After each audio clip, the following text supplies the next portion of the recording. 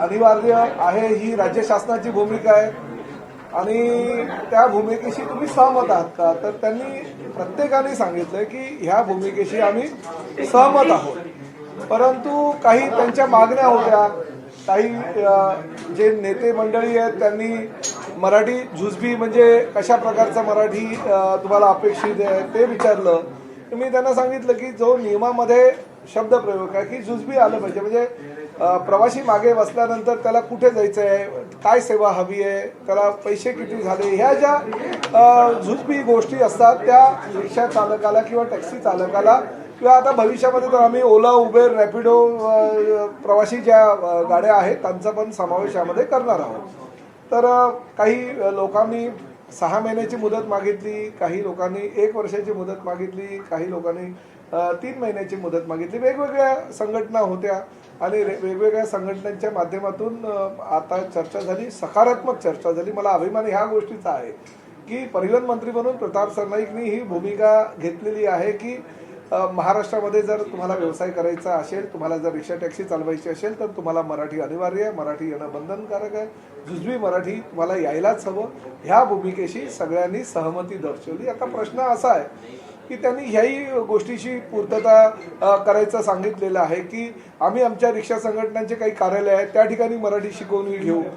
शशांक रावांनी सांगितलं जवळजवळ आमचे काही गोरेगावचं एक आमचं कार्यालय त्या ठिकाणी 70 ते 80 एका वेळेस रिक्षा चालक बसू शकतील, टॅक्सी चालक बसू शकतील, आम्ही त्यांच्यासाठी ट्युशन घेऊ. काही लोकांनी सांगितलं आम्ही आमच्या कार्यालयामध्ये घेऊ, काही लोकांनी सांगितलं आम्ही हॉल त्यासाठी भाड्यानं घेऊ.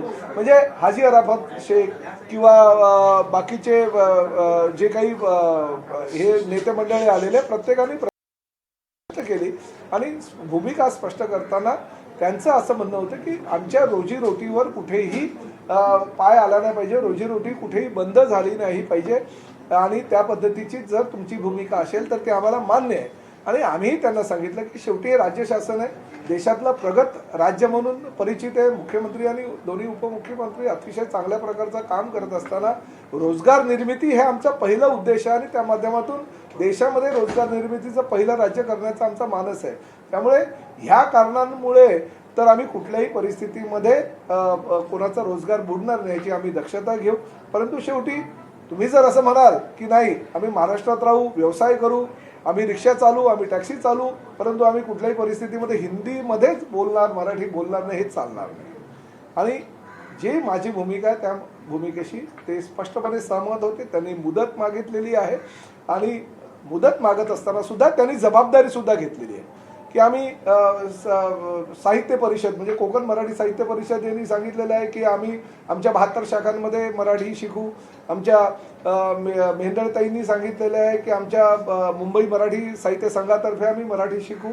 त्यांचं सुद्धा ज्ञान जे आहे, त्यांची सुद्धा मदत जी आहे ती घेण्याची भूमिका ह्या सर्वांनी ठरवलेली आहे. मी त्यांचं मनापासून आभार व्यक्त केलाय आणि त्यामुळे आमच्या भूमिकेशी, राज्य शासनाच्या भूमिकेशी सर्व रिक्षा टॅक्सी युनियनचे नेते तयार आहेत की आमच्या भूमिकाची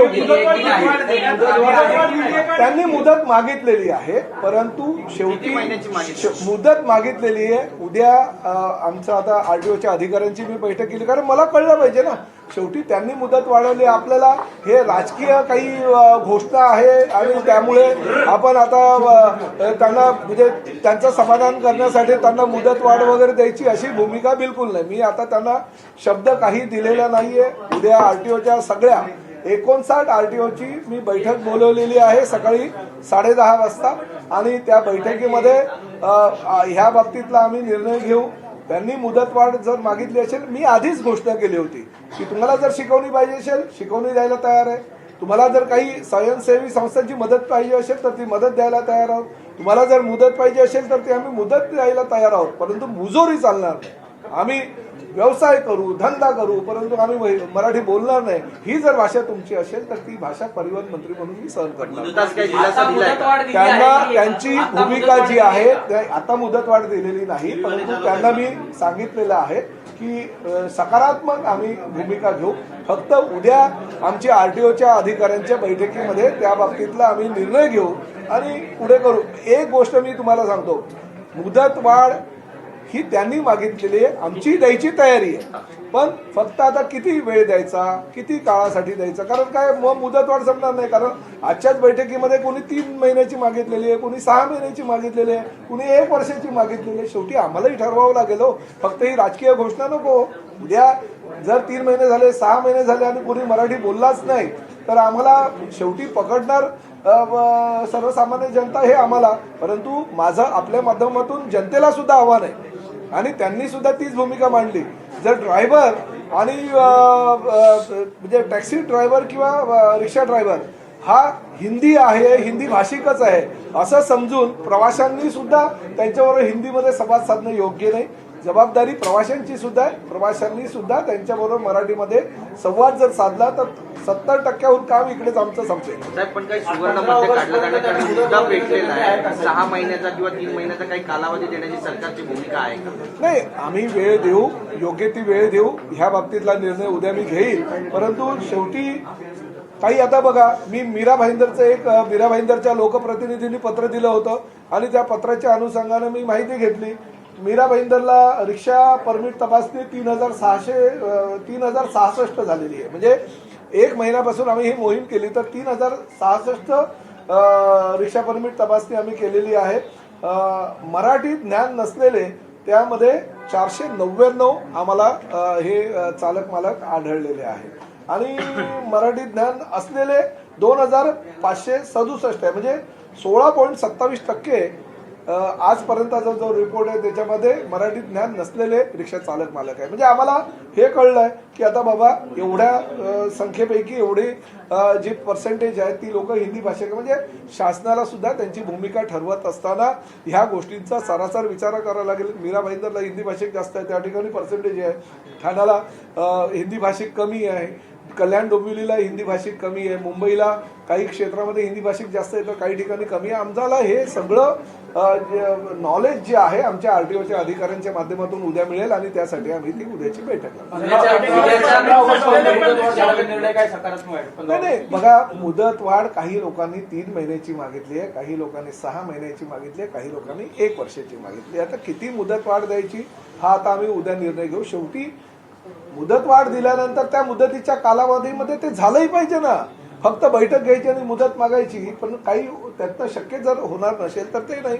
आता शेवटी ही काय राजकीय घोषणा नाही.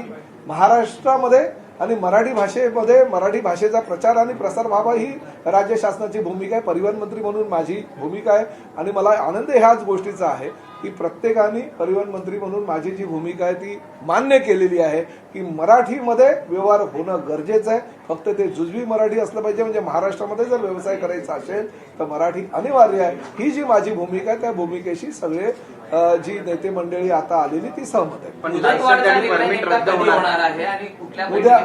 उद्या ह्या संदर्भात मी बैठक घेतोय आणि त्या बैठकीनंतर निर्णय.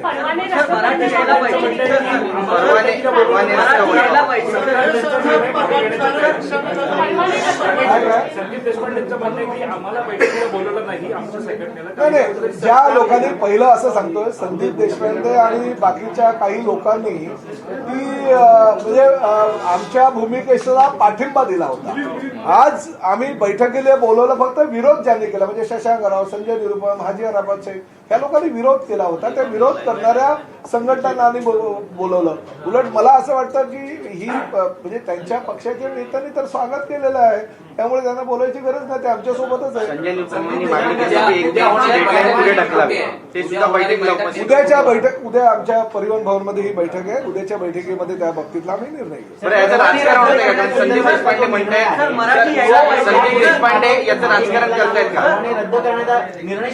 निर्णय जे आहे कुठलेही मागे आजच्या बैठकीमध्ये त्यांनी मुदत मागितलेली आहे. त्या मुदतीसाठी किती महिन्याची मुदत द्यायची हे आम्ही उद्या निर्णय घेऊ. परंतु राज्य शासनाची पहिलीपासूनची जी भूमिका आहे ती भूमिका आजही त्या भूमिकेवर मी ठाम आहे. माझं आजही असंच म्हणणं आहे, महाराष्ट्रामध्ये व्यवसाय करायचा असेल तर मराठी अनिवार्य आहे.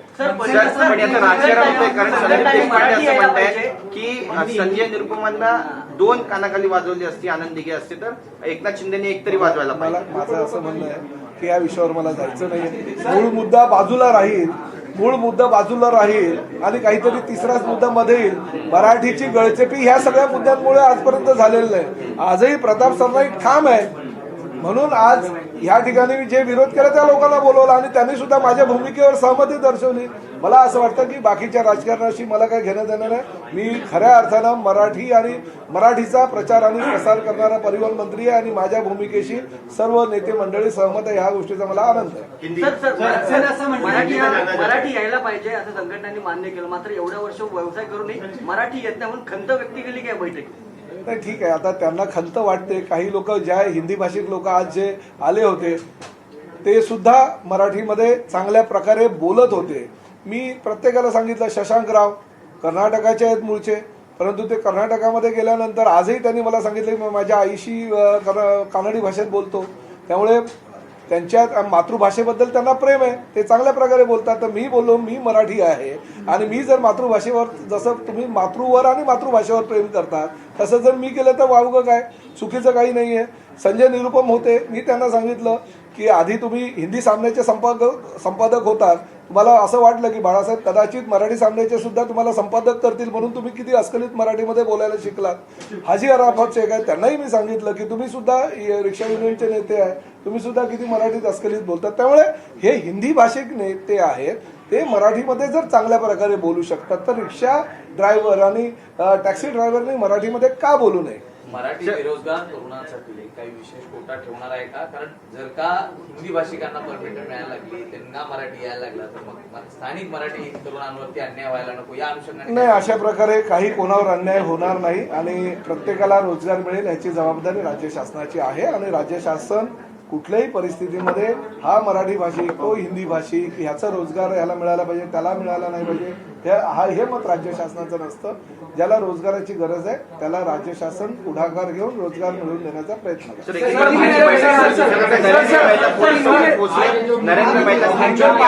जमिनीचा विषय आहे, त्यामध्ये तुमच्यावर पुन्हा एकदा नरेंद्र बैठकांनी आरोप एक गोष्ट सांगू का, मी ह्या भूमिकेवर ठाम आहे. आता हा मुद्दा नरेंद्र मेहतानीच घेतलाय ना आणि त्यांनीच पत्र दिलं, त्याच पत्राच्या आधारे हे सगळी आमचा म्हणजे जे मीरा भाईंदरला रिक्षा परमिट तपासणीची जी मोहीम आहे त्यांच्याच पत्रानुसार चालू केलं. त्यांनी दिलं पत्र आणि त्यानुसार ती मोहीम चालू केली. त्यामुळे कुठला तरी मुद्दा डायव्हर्ट करण्यासाठी जर कोणी काही करत असेल ना, मी अशा लोकांना भीक घालत नाही आणि मी स्पष्टपणे सांगतो, बऱ्याच लोकांना असं वाटत होतं हे पुढे जाणार, हे मागे फिरणार, हे आता काय मराठीचा मुद्दा सोडून देणार. प्रताप सरनाईक ठाम आहे या भूमिकेवर. कुठल्याही परिस्थितीमध्ये महाराष्ट्रामध्ये जर व्यवसाय करायचा असेल, तुम्हाला जर काम करायचं असेल तर मराठी अनिवार्य, मराठी यायलाच पाहिजे.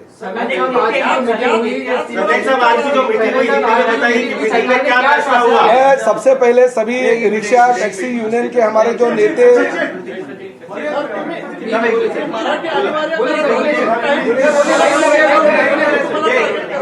क्या आश्वासन दिया गया?